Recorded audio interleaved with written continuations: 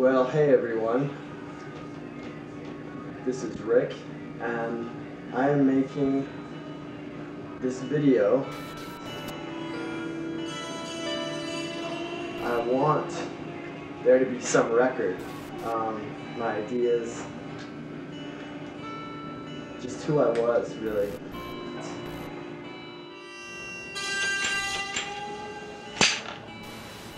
So if I don't fuck up and do something stupid and blow my nose off instead of my fucking head. I don't think he really thought he had a chance in life, that his life was already over. It had been ruined.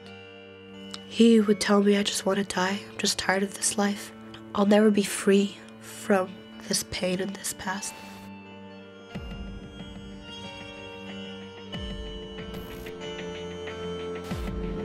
The goal is to bring down those sick fuckers, Mama and Peter. My own mother. What an evil little cunt. God damn. How can you do that to kids? How can you do that to kids and sleep at night? I don't fucking know. Anyway.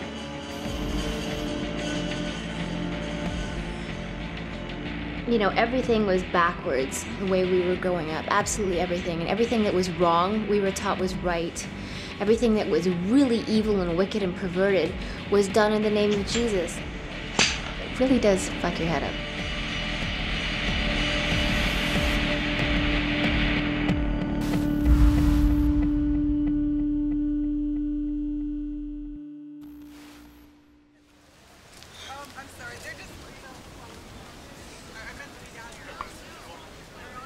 2 months after Rick Rodriguez recorded his video, friends are holding his memorial.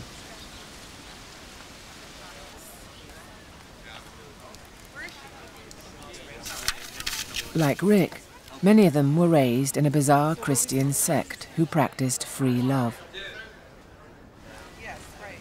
We're here to say goodbye to a friend that we had, somebody who need not have passed the way that he did. Like Rick, many of the mourners say they were abused in the cult. Originally called the Children of God, it followed a radical religious and sexual philosophy they named the Law of Love. I wanted to show Alexia how many people loved Ricky, how many lives that he touched. The law of love. They could do anything that they wanted, really, as long as they did it out of love, you know. So they use that a lot for a lot of things, you know. For the sharing, you know, for the swapping of couples.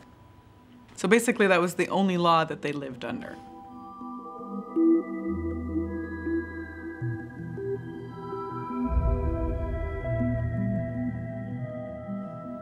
Because they certainly didn't abide by society's laws, you know. It definitely didn't abide by those laws. It just gave them an excuse to do whatever they want to anyone, really, or with anyone. The Law of Love was the creation of David Berg, founder of the cult, and promoted and encouraged through its publications. I practice what I preach, and I preach sex, boys and girls, hallelujah. When I say fuck, you know what I'm talking about, don't you? Every one of you know, except maybe some of the little children. And our kids are so smart they even know what that means. We don't think there's anything evil about it. We don't think there's anything wrong. The circumstances of Ricky's passing are very tragic and uncharacteristic of Ricky as a person. Ricky would want this memorial, his memorial, to be a celebration of life, not a celebration of death. Don Irwin grew up in the cult and was a close friend of Rick's. His mother, Judy, joined in the early days of the sect. I actually joined in 1970, and of course I was 20, very vulnerable, didn't know what I was doing, you know. I had always, since I was a kid, wanted to do something for Jesus, so you kind of got drawn into the fact that it looked like they were doing something because there were numbers coming at you. And actually when I joined, there were 200 people. Within 3 years, there were 10,000 people. The Children of God were founded in 1968 in Southern California by a charismatic Baptist minister called David Berg.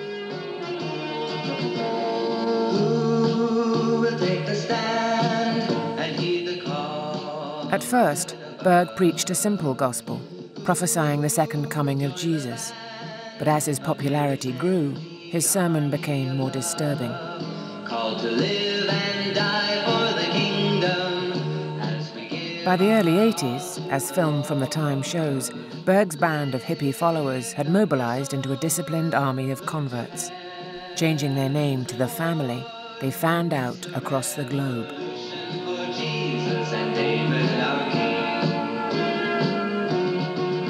Kind of got sucked in, you know, and I got sucked in before I knew what, I really thought I was joining a Christian organization.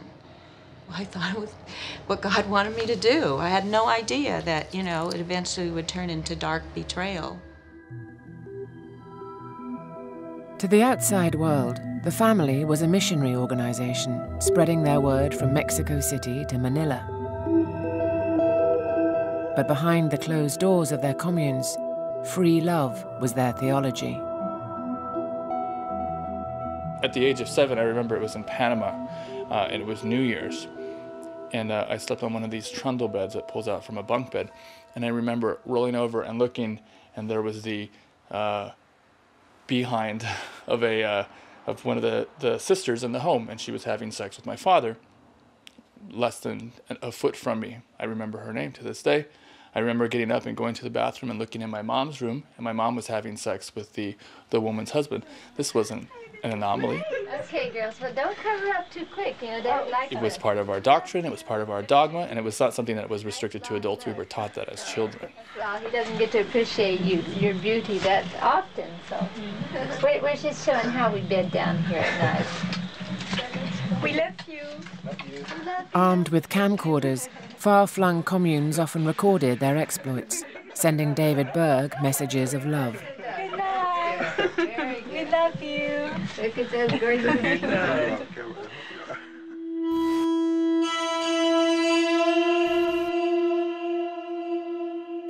I've tried so many things, trying to somehow fit in, somehow to find, a normal life. Everybody has said, who I've talked to about this, well, everybody has their problems, everybody has a fucked up life.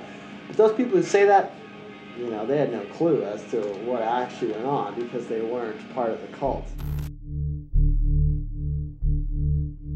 Rick was the result of a grand sexual experiment. His mother, Karen Zerby, was David Berg's favorite consort, and together they devised a revolutionary method of luring new recruits.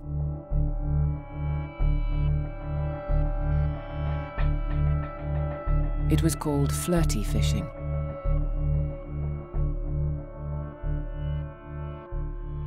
So flirty fishing basically consisted of family women, more commonly and occasionally men, going to places where they could meet people, bars and nightclubs and what have you, and making themselves available to these people, fairly readily available for sex.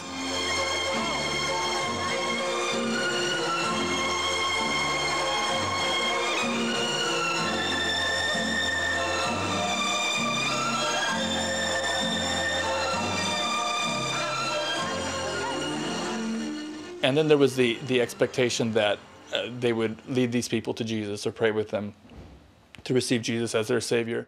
Here you see Faithy. She witnesses to the Vice President of Book Company from Sweden. And he's asking her at this time, do you think I'll go to heaven? Very, very sweet man who really enjoyed their contact that night. I was never asked to share until the FFing thing came out, and then it was kind of a pressurized thing. It was like, you either do it or you're out. But what was it like to have to do that? What was it like? Yeah. I don't want to go there. David Berg, in his writing, refers to them as God's whores. My mother, when I used that terminology, my mother took exception to that. And I reminded her that it wasn't I who used the words God's whores, it was her founder. But yeah, she said she's proud about it and proud to have done it. I mean, how does that make you feel now? It bothers me, to be honest with you. I mean, and if you boil it down to its basic, my mother was a prostitute. Karen Zerby was a hooker for Jesus, one of the first. On one trip to Tenerife, she records fishing 18 different men. One of them was a local waiter, Rick's father.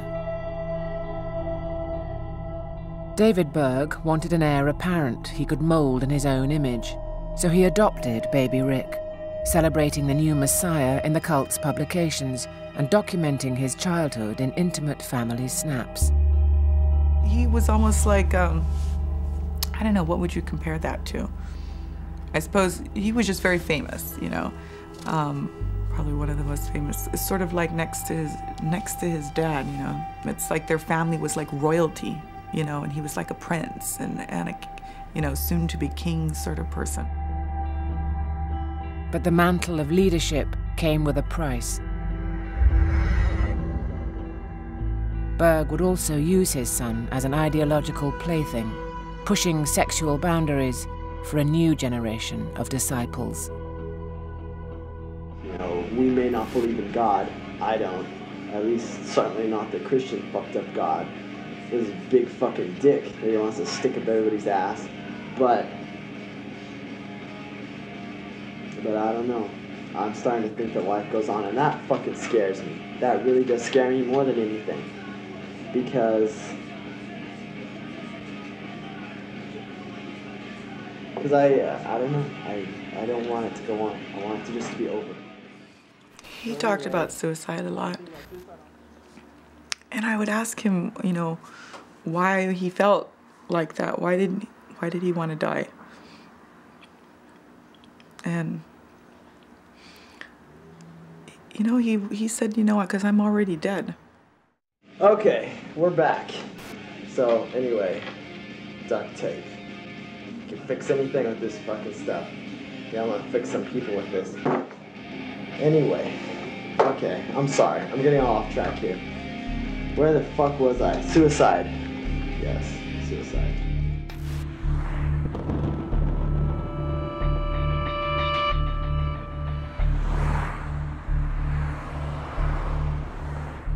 "24 hours after Rick recorded his video, he left his Tucson apartment and hit the freeway.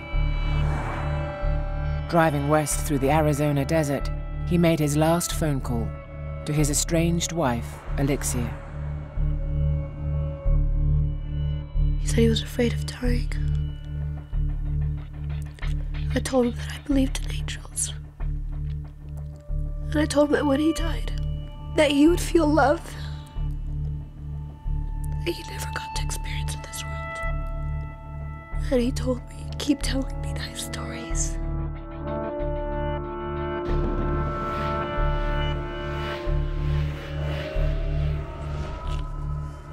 Different parts of the conversation, he's like, oh, I think I'm gonna pull in here and kill myself. And I'm just freaking out. It's like, what are you gonna do?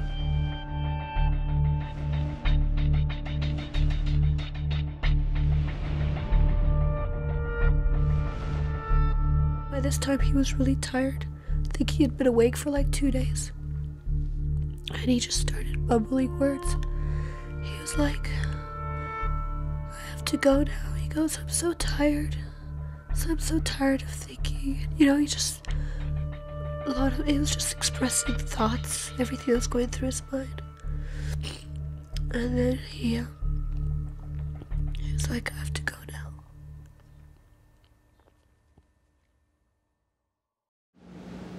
I got in contact with my sister. Well, I consider her my sister because to me she is. She's not flesh and blood. But talking about Davida, she calls me sometimes and we talk.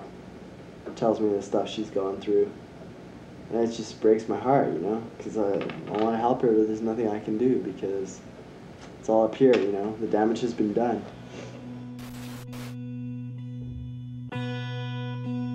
David Berg frowned upon conventional families, and Rick was raised by a coterie of female acolytes, along with a baby girl called Davida.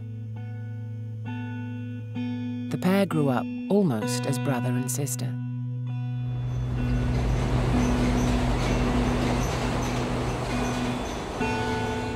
As the family's patriarch continued to break sexual and religious taboos, Rick and Davida became his latest playthings. Growing up as a kid, I remember everything revolved in our lives around religion and sex.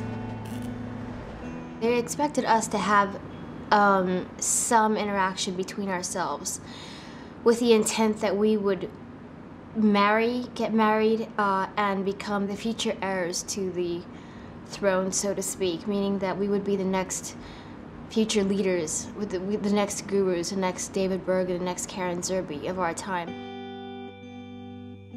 Not only were Rick and Davida encouraged to have sexual interaction, they also shared David Berg's bed. I must have been 5 years old. I was married, supposedly, to, I was going to become one of David Berg's brides. And there was a ceremony with the ring and everything, and once I turned 5 years old was when I was implicated into being one of his queens, so to speak. And I remember actually, I used to look forward to going and spending time with him in the evenings, me and Rick, because it was the only time that he would actually let us watch cartoons. We were absolutely not allowed to watch any TV whatsoever. And it was the only time that we watched cartoons. He would always let us watch Scooby-Doo. Well, we didn't look forward to Love Up Time, but that was part of the package. You get to watch Scooby-Doo and eat chocolate and have, you know, loving interaction with Grandpa.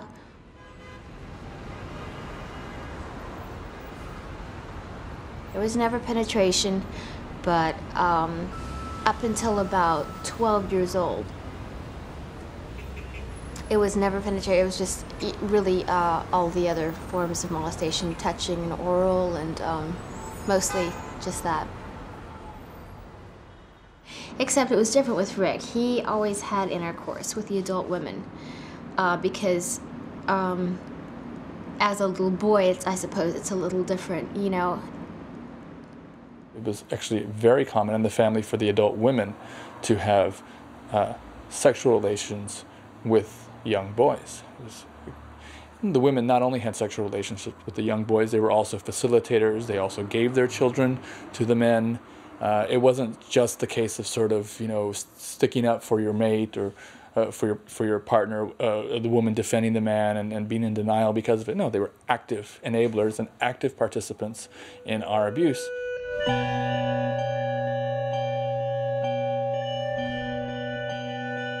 Rick and Davida even starred in their very own bedtime story, printed by the family as an example for all their children to follow. Chapters dealt with potty training, discipline, and sex. The book was just written by my mother because my mother was the one that raised, like I said, had raised Rick and myself.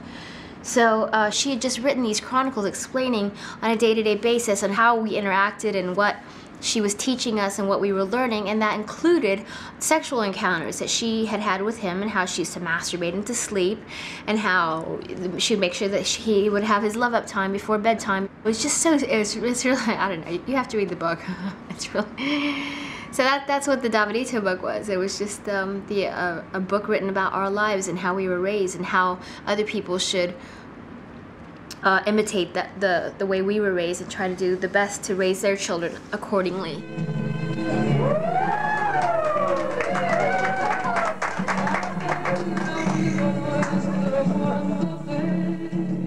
By the early 80s, David Berg was on the run from Interpol on suspicion of pimping.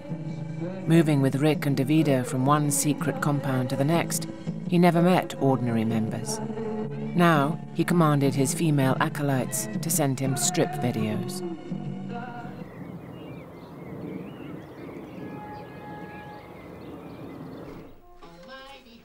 When his missive extended to young girls, English sisters Celeste and Christina also had to perform for his cameras.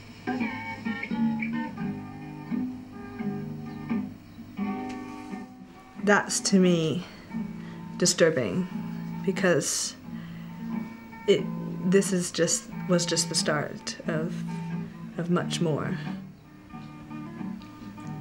Well, we were told we were dancing for God as well as Berg, didn't we? Yeah, and for everyone. glorify God and dance. Yeah, it's just sad. It's just.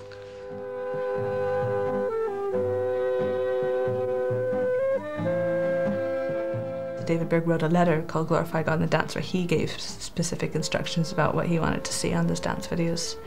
So it came right from David Berg. It was his idea and it was for him.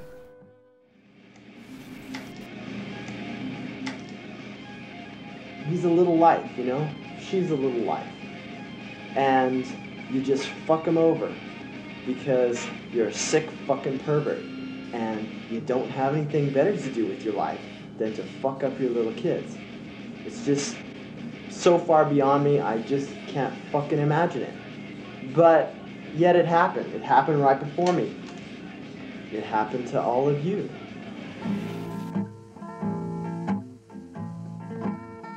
Celeste's strip video was filmed at the family's commune in Greece. Led by Berg's lieutenant, Paul Pelequin, this was the unit that most enthusiastically followed the example set by Berg with Rick in the story of Davidito. I hold Paul Pelequin responsible because he ran the communes. His word was go, and he was the one that did those dance videos when I was in Greece. I remember him yelling and being quite physically violent with me on many occasions throughout my childhood. I remember particular sexual abuse when I was 9 years old. It was on the floor in the studio, and I had to masturbate him. And he masturbated me, and then he masturbated himself in front of me. I remember that particularly, but I don't remember every instance because I mean it happens so often. John came to me and she said, "Well, since Dad suggested that I make love to him in the latest comment tape, do you think I should masturbate?" And I said, "Of course, that sounds beautiful." He was the one that would use David Berg's writings to support his position, and also help to set up the schedules that I would be put on for sexually servicing all the men in the home. They didn't report to anyone else except for Berg. What happened in that location is they began to institute and institutionalize the pedophilia that Berg was already practicing in his personal household. And sadly, what happened with that inner circle, as far as some of the guys were, is it essentially became a pedophile ring. They viciously abused my sister and her friend Amy, as well as Celeste, in a very systematic way over a very, very long period of time. Now, the pernicious thing about all of this is that the children were enculturated to believe that this was normal.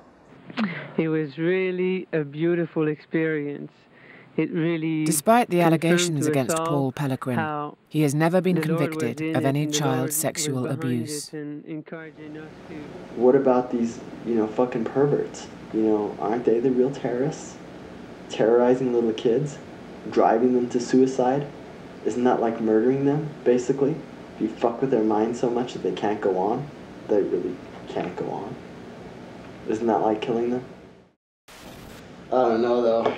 One of these fuckers to the head.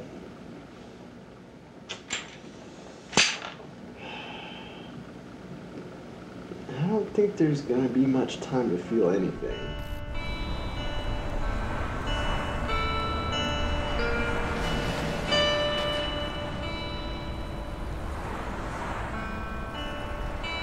A few minutes after 8 a.m. on Sunday morning, our patrol officers got a call that there was a body here at the Palo Verde Irrigation District located inside a vehicle parked where you can see my car is now.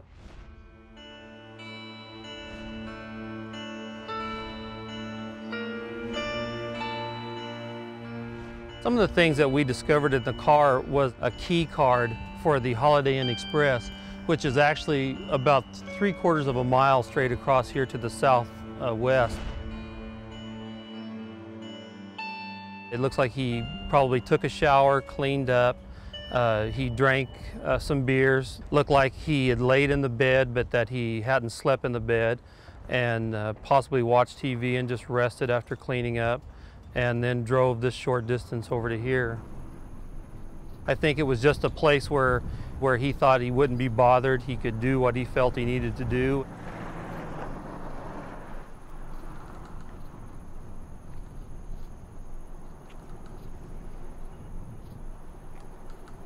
It's a very sad story, and if half of what they say occurred happened, it needs to be hopefully looked into and get this abuse stopped.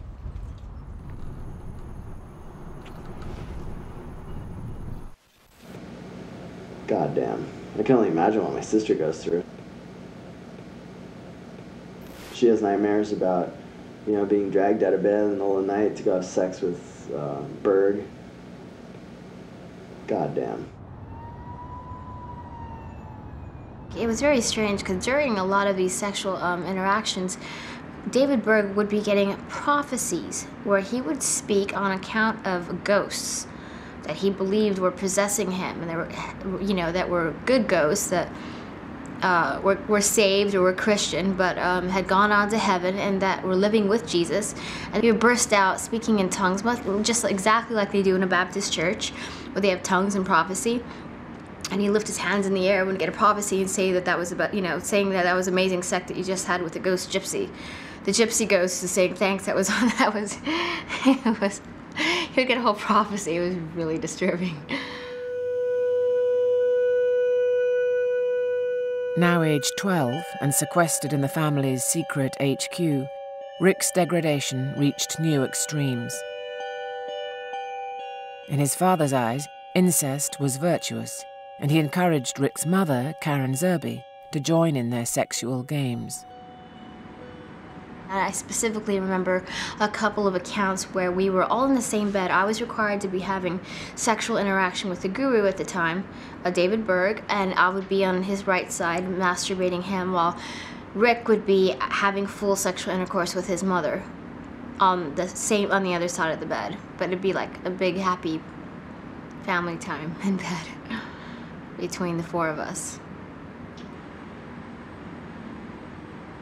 There are a lot of things that I've sort of come to terms with, and I understand the issues of control in the family. But what I haven't come to understand yet is how such a large group of people of diverse backgrounds, of diverse ethnicities, of income levels can so readily turn to wholesale pedophilia. Not everybody engaged in it, but if you were in the family, you knew about it. The family deny Karen Zerby ever had sex with Rick and say he himself never made this allegation.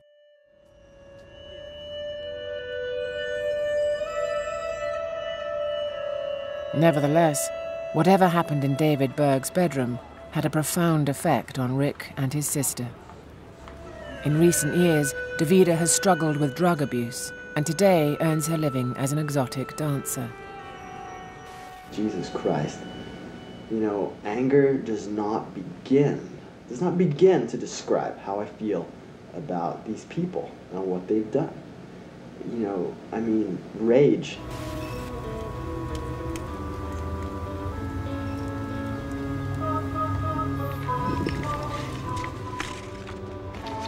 We want to release dubs for Ricky, and I'm also going to read off the names of people that we've heard of people who passed away who were not remembered, but this first dub is for Ricky. Abe, Amos, Andrew Parker, Ben Farnsworth, Cheris Lloyd, Daniel Parker, Johnny of Stephen and Gina, Jonas, Richard P. Rodriguez, River Phoenix. Rick Rodriguez is not the only child born into the family driven to suicide or to fatally overdose on drugs. Over the past 10 years, around 30 have died, including the actor River Phoenix, whose family were once members. Well, Rick and I grew up together. We were born in the same country. same hospital. My mother raised us both, and I just wanted to say that if it wasn't for my family and friends who had been there for me, I can't say that I wouldn't have killed myself a long time ago. Rick was amazing in every way. For the time in my life that I got to share with him, I have so many memories. From the first time we kissed, to the first time we got our apartment.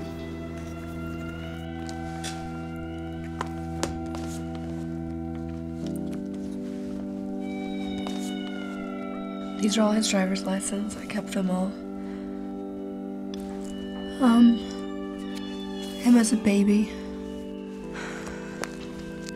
That's what he looked like when I first met him. He went through a long hair stage. He was quite skinny at the time. I always liked taking pictures of him. He always get mad at me. But I'm lucky now because I have all these pictures of him. Rick was 19 when he met Alexia at a family commune in Hungary. He came down the stairs, beautiful smile, and said, "What are you doing?" And then we just started chatting. He's like, "Do you know how to play cards?" And I'm like, "No." He goes, "Do you want me to teach you?" So we went up to my room. He bought some music, and we just started playing cards. I think we played cards till like 2 or 3 in the morning. And we just talked and talked. I went to breakfast the next morning, went back to my room to get my stuff, get ready for the day, and he had put a rose on my bed. And never the same after that. After you're gone, oh Dad, it's gonna break my heart, the love you've shown to me. With the spread of AIDS and international authorities hot on his heels, David Berg was finally forced to act. In 1986, he banned sex with children. 8 years later, a new band of altogether more wholesome disciples were saying goodbye. In 1994, he was dead. Oh Dad, we're gonna carry it on. God bless you. It's hard for me to quit. When I'm saying goodbye, just start fading me out because I can't quit.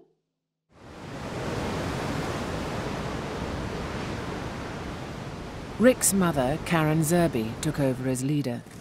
At the time, Zerby, Rick and Alexia were living in Portugal. In 1997, Celeste Jones joined them in their luxury compound.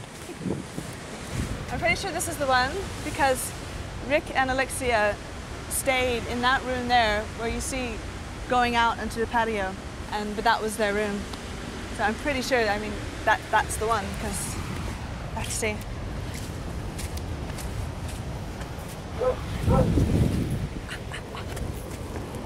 Can you see? Yeah.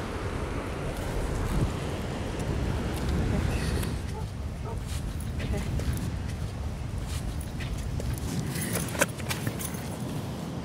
Wow, it's really changed. It looks like it could have been in it, but it's really changed. Zerby and her entourage left the house in 2001. While in Portugal, increasingly reclusive and going blind, she kept a tight rein on her son. She didn't give him much responsibility. He didn't have much responsibility in the house. And that was surprising for me because as a child, we were taught that he was going to be the leader, the next leader. I think she saw him still as her little boy and not as the man that he'd become, respecting his opinions and his wishes. It didn't see that. It was more like still telling him what to think, what to feel, what to do, and that he didn't really have anything to say back.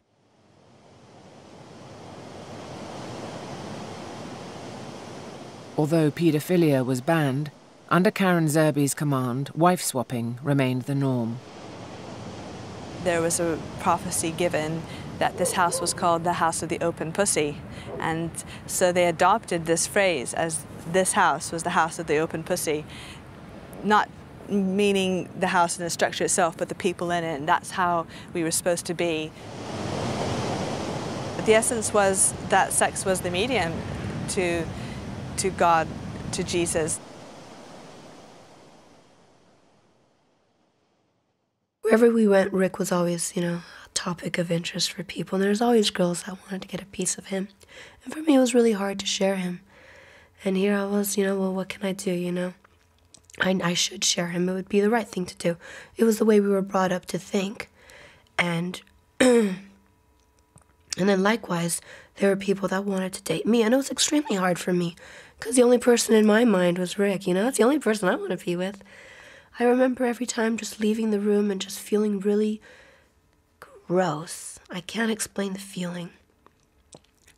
Sometimes nothing would happen, but just being in the room with that person, just, I hated it. I really didn't like it. And every time Rick was gone, oh my God, I'd be crying. I was beside myself, and we struggled a lot with that, a lot. They sure fucked up our brains.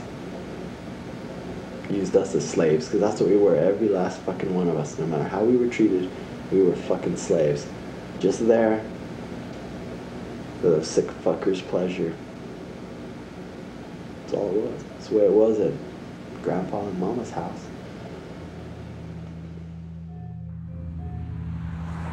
Rick showed little appetite for the mantle of leadership forced upon him by David Berg. As he grew older, he became increasingly angry with his mother, rejecting everything she stood for. In 2000, with little education and no money, Rick and Alexia left Portugal and the family for America.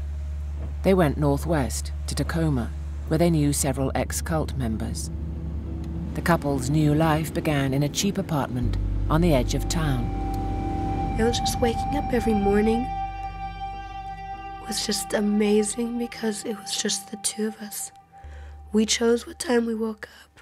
We chose what time we went to bed. We chose whether we can turn the TV on. We chose what we had for dinner. We chose if we didn't want to eat. But it was our life, you know? There may not have been much to it, but it was ours. Every single time you ever discuss the topic of his past, of Karen, of his childhood,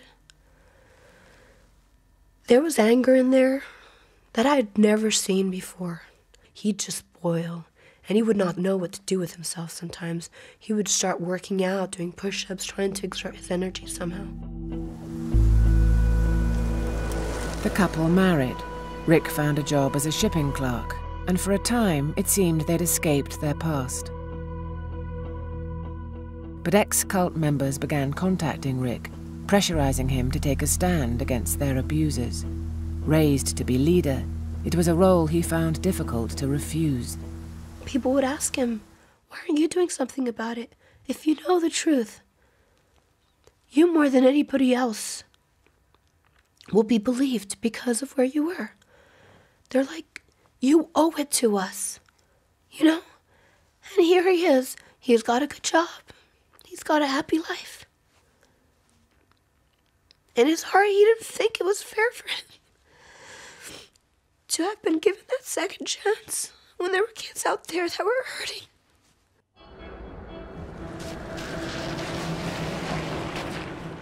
Rick's thoughts turned to revenge, and he began forming a plan. In the summer of 2004, now aged 29, he left Alexia in Tacoma and drove south to Arizona. My mom's gonna pay for that. She's gonna pay dearly, one way or another.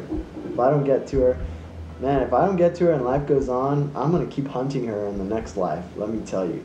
Here in our great state of Arizona, Jesus land, as some people call it, if you catch an adult sexually abusing a minor, if you catch him in the act, you can walk up to them and execute them, and it be a justifiable homicide, a legal shooting.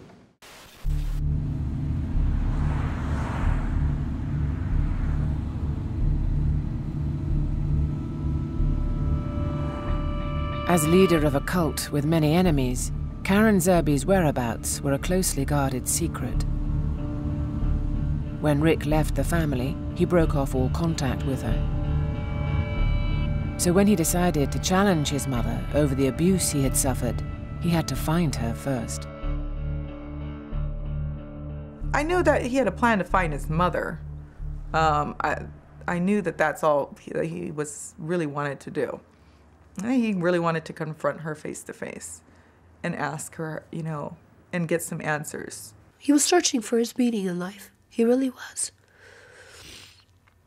And I think he finally came up with the conclusion that his reason for living was to make right his mother's wrongs. In the summer of 2004, news reached Rick that his mother had recently visited his grandparents in a Tucson retirement home linked to the family. In September, he moved to the city and waited for her to make an appearance. He made contact with his aunt, Zerby's sister, who lives in Tucson and shuns the cult. I mean, this must have been very difficult for you because so much of his anger was directed at his mother, your sister. I mean, you were, caught in the middle of this, in a sense? No, I wasn't caught in the middle. He was my nephew. He needed help. He was the one that was going to be helped. And any anger he had a right to it. His mother didn't take care of him. He didn't have a mother. Growing up in where he was and not doing drugs, getting out, you know, I thought, you know, you're amazing that you've gotten out, you know, and this is the first step.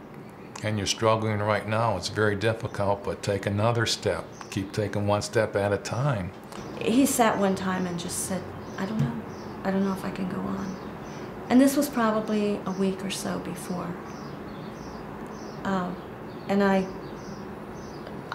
had known that it was coming. It wasn't a matter of maybe it'll come. It was a matter of when is it going to happen. Rick rented a room in a rough part of town and found a job as an electrician. He practiced martial arts at a local gym and joined a gun club. And he waited for his mother.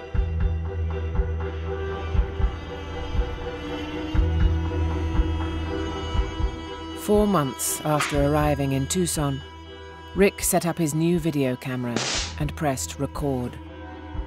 This need that I have, this need, it's not a want, it's a fucking need, and I wish it wasn't, but it is. It's a need for revenge. It's a need for justice.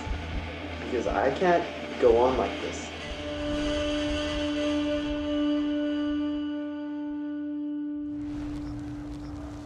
Blythe, California Police Department contacted us on the morning of January 9th. They found a suicide victim by the name of Ricky Rodriguez. And upon contacting his wife in Washington, they found out that Ricky lived here at this apartment complex. And he had mentioned some things to her that were somewhat alarming, that there possibly might be a murder victim here in his apartment. We walked in, and the apartment was relatively clean and well kept. And a female victim was laying, elderly female, she was laying on the carpet. It appeared that her throat had been slashed. There were some defensive wounds to her arms, some cuts on her arms as well.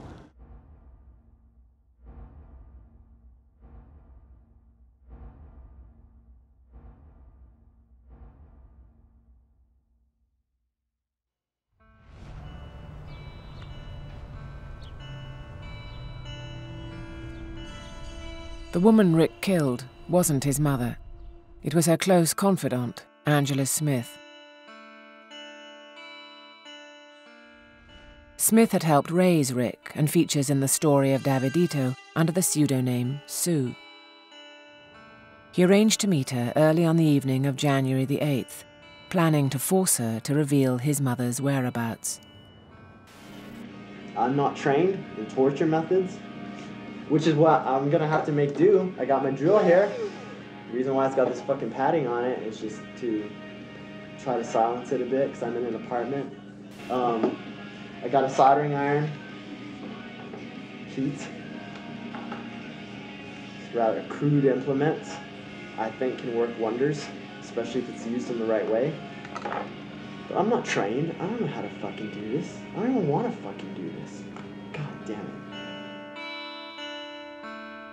As Rick drove to his death, he called his wife 1,500 miles away in Tacoma one last time.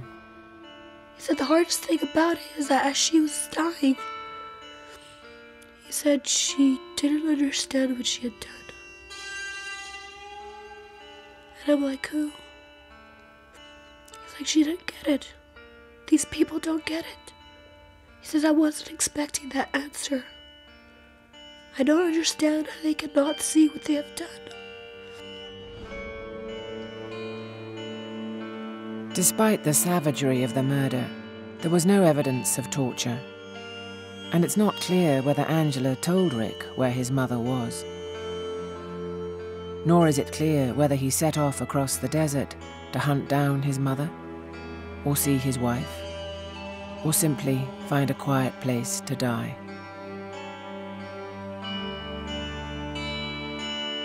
It's pretty extraordinary to want to kill your own mother, isn't it?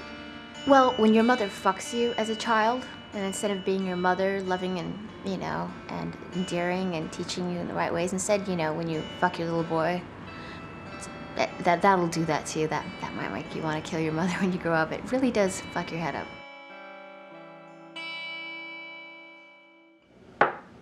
But yeah, I mean, I guess I fucking said all I can say, and what can I say,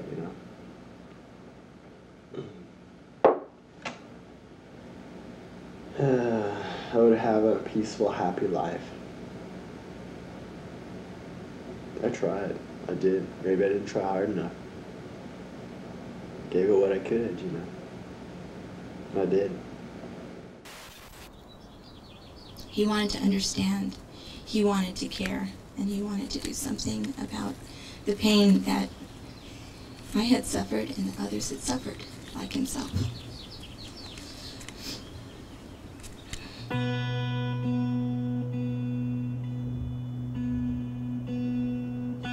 And I think many times about why did he have to do it that way? Why would he cross that line to actually kill someone?